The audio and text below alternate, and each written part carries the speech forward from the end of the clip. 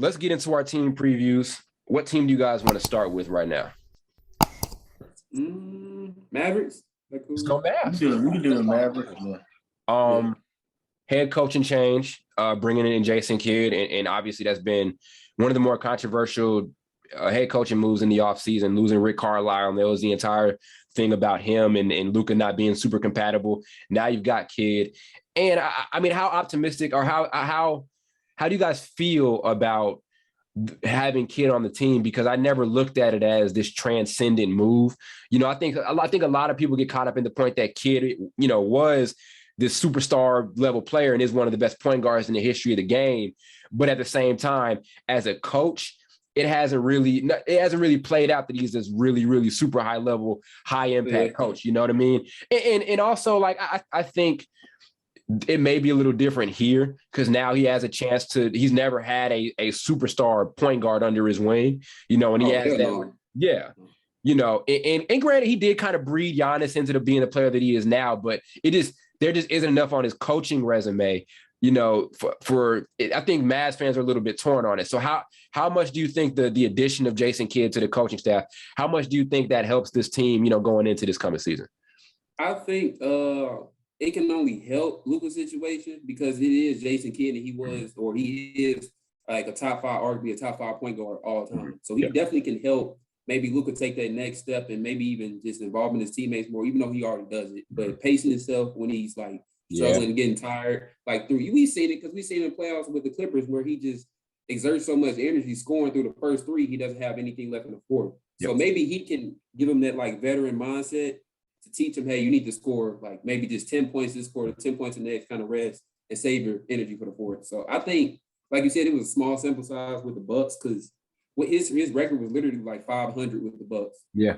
Somewhere around there. So it was just like, is he really going to help them that much? But I think he is. Well, I mean, look at the team he had in Milwaukee, though.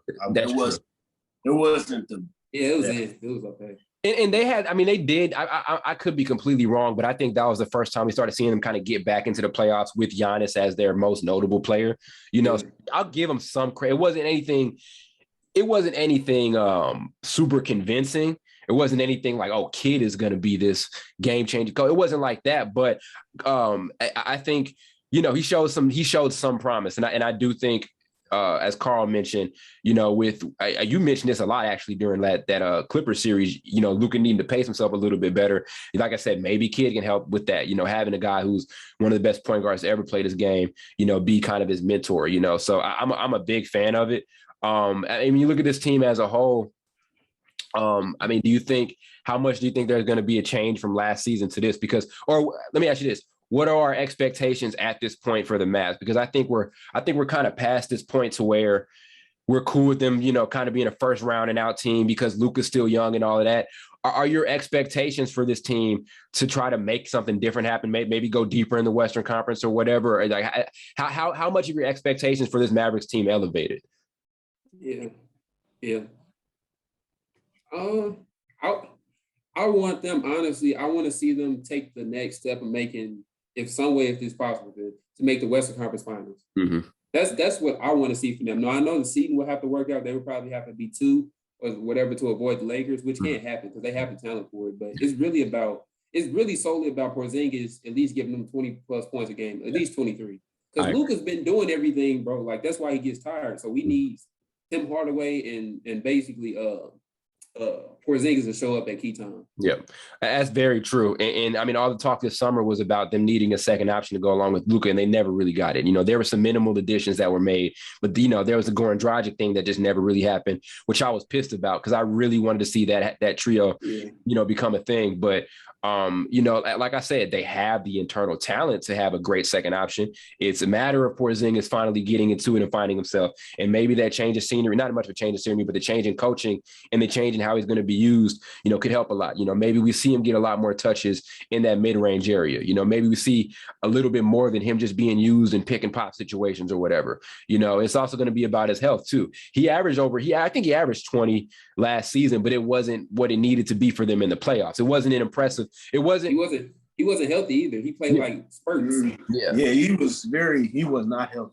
Yeah, and Kristaps, he hasn't taken that step that we knew that we wanted. We saw the flashes of him potentially becoming one of the best power forwards in the NBA in New York, and it just hasn't really come together, here in Dallas. So hopefully the changing with the coaching and all of that can help him. I think a lot of it came down to how he was being used, and so now you're, new head coach, new system, and all of that. No disrespect to Rick Carlisle at all, because you have to give him credit for the offensive system that he was able to bring to that team. I mentioned a couple episodes ago, by some metric a couple years ago, they were like the best offensive team of all time.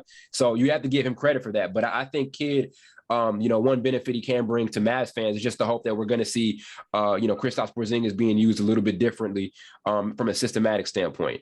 There was also another solid addition, and I mean, defensively, I don't know how much that's been talked about this Mavericks team is there with their defense, but picking up Reggie Bullock, he was probably the best perimeter defender for a New York Knicks team that was arguably the best defensive team in the NBA. So it gives them another guy who can stretch the floor and knock down shots, another primary defender. Sometimes I feel like there were some matchup issues in that series against the Clippers. Luka was on some people he shouldn't have been on, and all of that. And that was taking away some of his energy offensively. So, it gives him another defensive stopper and all of that. So I think that was a really solid, cheap, pickup. But all in all, I think, how would you guys rate, or Blake, how would you rate their offseason given that they made the coaching change and they made those minimal changes, bringing in Moses Brown, who they ended up getting, and bringing in, Reggie Bullock and all of that. But but there never was that major additional, second perimeter go-to shot creator for Luka.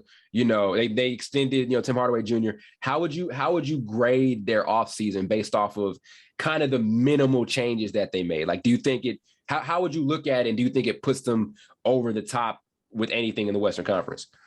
I don't.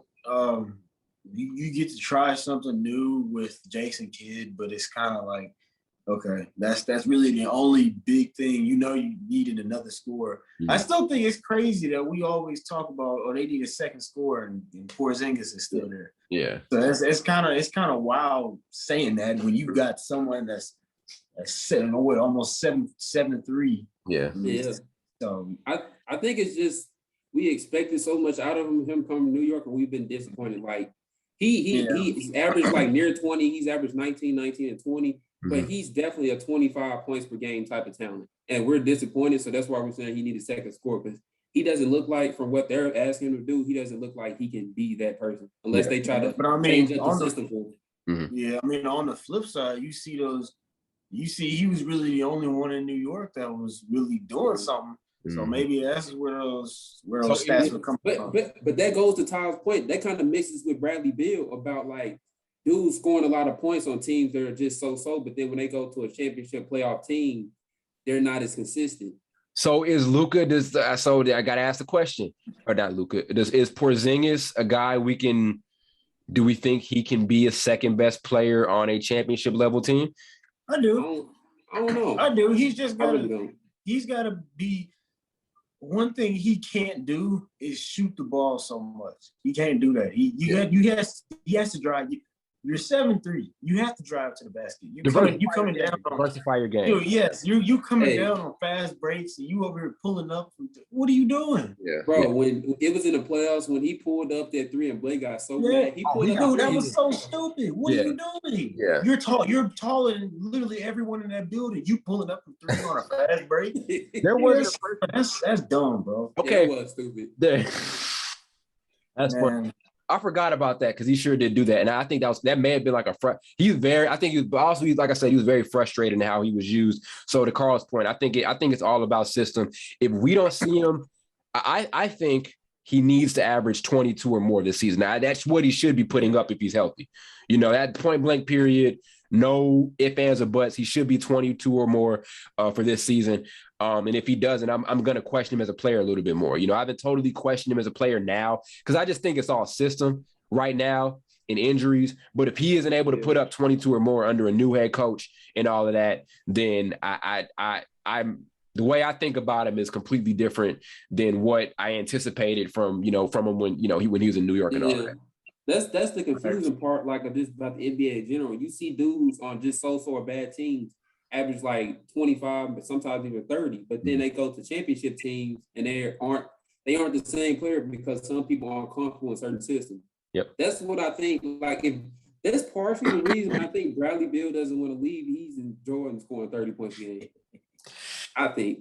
Because I think if he went to another team, I don't see him averaging 30. I just can't. No. I mean, no, because he's not gonna.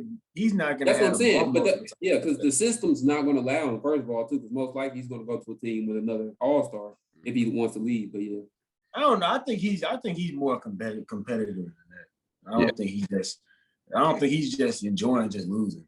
There's also major financial incentive for him to stay there too. I think he's eligible for like one of the biggest contracts ever. 50 million. I would stay too. Easy. That's enough. That's enough for me. I'll stay. I don't care how boring Washington is. You pay me 50 million. You pay me that much money. I'll stay there. Hey, I helped build Washington.